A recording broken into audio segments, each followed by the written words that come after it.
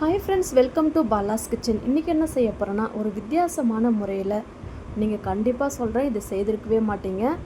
பீர்க்கங்காய் வச்சு ஒரு அருமையான கறி தாங்க செய்ய போகிறோம். டேஸ்ட் வேறு லெவலில் இருக்குங்க. இட்லி, தோசை, சப்பாத்திக்கு வேறு லெவலில் இருக்கும். ரைஸ்க்கு அதை விட அற்புதமாக இருக்குங்க. வாங்க அதை ஈஸியாக எப்படி செய்கிறதுன்னு பார்க்கலாம். வீடியோக்குள்ளே போகிறதுக்கு முன்னாடி மறக்காமல் ஒரு லைக் போட்டுருங்க. வாங்க எப்படி செய்கிறதுன்னு பார்க்கலாம். இட்லி பாத்திரம் எடுத்துக்கோங்க. நான் பீர்க்கங்காவை கட் பண்ணி சின்ன சின்ன பீஸாக கட் பண்ணியிருக்கேன். இட்லி பாத்திரத்தில் வச்சு ஒரு 10 நிமிஷம் வேக வச்சு எடுத்துக்கலாம். 10 நிமிஷத்துக்கு அப்புறமா ஓப்பன் பண்ணி பார்க்கலாம். பாருங்கள், நல்லா வெந்து வந்திருக்கு. இந்த மாதிரி ஒரு கத்தியை வச்சு நீங்கள் பார்த்துக்கோங்க. வெந்துச்சுன்னா ஆட்டோமேட்டிக்காக கத்தி உள்ளே போயிடும். இப்போ நம்ம ஒரு பிளேட்டில் எடுத்து வச்சிடலாம். இதில் தண்ணி வந்திருக்கு பாருங்கள். இந்த தண்ணியை வேஸ்ட் பண்ணிடாதீங்க, அப்படியே வச்சுருங்க. நான் என்ன செய்யணும்னு சொல்கிறேன். இப்போ பாருங்கள், நம்ம பீர்க்கங்காவை இந்த மாதிரி சின்ன சின்ன பீஸாக கட் பண்ணி எடுத்துக்கலாம். கையாலவே இந்த மாதிரி நீங்கள் பிச்சு எடுத்துட்டா வந்துடும். பாருங்கள், இந்த மாதிரி பிச்சு எடுத்துடணும். இப்போ இது ஆறட்டுங்க, அப்படியே ஓரமாக இருக்கட்டும். இப்போ ஒரு பேன் எடுத்துக்கோங்க. 2 ஸ்பூன் ஆயில் சேர்த்துக்கோங்க. 1/2 ஸ்பூன் கடுகு சேர்த்துக்கோங்க. 1/2 ஸ்பூன் சீரகம் சேர்த்துக்கோங்க. இப்போ கடுகு நல்லா பொரிஞ்சு வந்த உடனே நான் 10 பல்லு பூண்டவை 2 பாதியமாக தட்டி வச்சுருக்கேன். ஒரு பச்சை மிளகா கட் பண்ணி சேர்த்துக்கோங்க. இது நல்லா வறுந்து வந்த பிறகு ஒரு பெரிய வெங்காயத்தை கட் பண்ணி சேர்த்துக்கோங்க.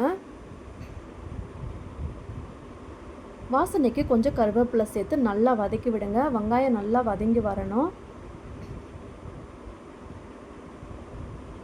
வெங்காயத்தை நல்லா வதக்கி விட்டுடுங்க. பாருங்கள், நல்லா வதங்கி வந்துருச்சு வெங்காயம். பாருங்கள், இந்த மாதிரி நல்லா வதங்கி வரணும். இப்போ இதில் பார்த்தீங்கன்னா நான் 2 பழுத்து தக்காளியை பொடிசாக கட் பண்ணி வச்சுருக்கேன். அதையும் சேர்த்துக்கோங்க. தக்காளி வதங்க கொஞ்சமாக உப்பு சேர்த்துக்கோங்க. உப்பு சேர்த்துட்டு நல்லா வதக்கி விடுங்க. இப்போ இதில் பார்த்தீங்கன்னா குழம்பு மிளகாய் பொடி 1 ஸ்பூன் சேர்த்துக்கோங்க. உங்களுக்கு எவ்வளோ காரம் தேவையோ கூட்டி குறைச்சி சேர்த்துக்கோங்க. உங்கள்கிட்ட குழம்பு மிளகாய் பொடி இல்லைனாக்கா 1 ஸ்பூன் சில்லி பவுடர், 1 ஸ்பூன் தனியா பவுடர், 1/4 ஸ்பூன் மஞ்சள் பொடி சேர்த்துக்கோங்க. இப்போ நம்ம பீர்க்கங்காய் வேக வச்சு இல்லைங்களா, அதை மிக்ஸி சேர்த்துட்டு நம்ம நைஸாக அரைச்சி எடுத்துக்கலாம். பாருங்கள், நம்ம சேர்த்த தக்காளி, வெங்காயம், பூண்டு எல்லாமே நல்லா வதங்கி வந்துருச்சு. இப்போ நம்ம அரைச்ச பீர்க்கங்காவை உள்ளே சேர்த்துக்கோங்க. இது சேர்த்து நல்லா மிக்ஸ் பண்ணி கொடுங்க. எல்லாமே நல்லா கலந்து வரணும்.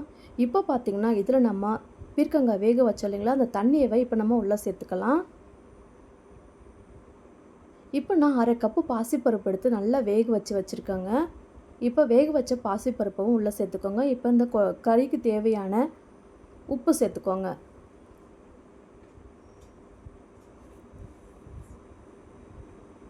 இப்போ நல்லா மிக்ஸ் பண்ணி கொடுங்க. அவ்வளோதாங்க, சூப்பரான பீர்க்கங்காய் கறி ரெடி ஆயிடுச்சு. இப்போ இதில் கடைசியாக ஒரு கைப்பிடி நிறையா கொத்தமல்லி சேர்த்துக்கோங்க. இது பார்த்திங்கன்னா அவ்வளோ ருசியாக இருக்குங்க. ரொம்ப வித்தியாசமான முறையில் ஈஸியாக சிம்பிளாக செஞ்சாச்சு. இதே மெத்தடில் நீங்களும் உங்கள் வீட்டில் ட்ரை பண்ணி பாருங்கள். எப்படி இருந்துச்சுன்னு உங்கள் ஃபீட்பேக்கை கமெண்ட்டில் சொல்லுங்கள். கண்டிப்பாக ட்ரை பண்ணி பாருங்கள். இன்னொரு வீடியோவில் பார்க்கலாம்.